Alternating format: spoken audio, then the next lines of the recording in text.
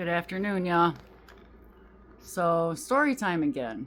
I figured since I told you the first time experience about meeting my grandma, I would give you the first experience with meeting my father.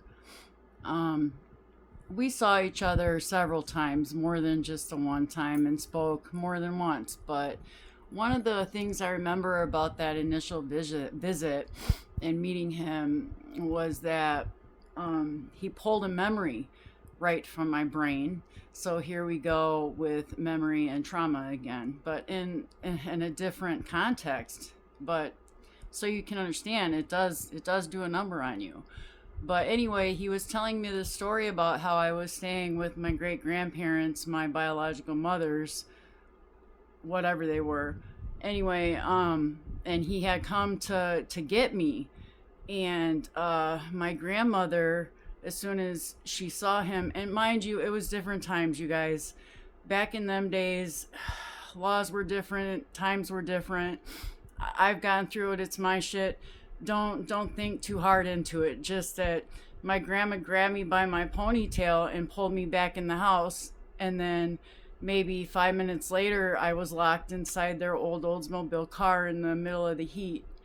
And so I do remember this, and my father, he pulled it right out of my brain because he said, I went there to go get you, Janie.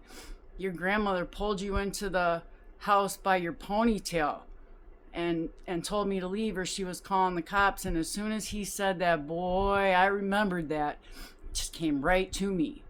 And you know, it's like the paperwork I saw from the group home when I lived at Sunshine Mountain, or whatever the hell the name, Spofford Home in Kansas. It's no longer open. But when I got my paperwork from them 30 years later and read through it, I was like, hell yeah, that sounds like me, little deviant, little asshole, you know. And there were some things in there that I read and, yep, pulled it right out of my brain. Like I was there in that moment. So yeah, the memory and the trauma, it's a real thing. And so that's why I question everything about my young life and what happened and what the hell. But anyway, guys, you just let a smile out today. Enjoy it.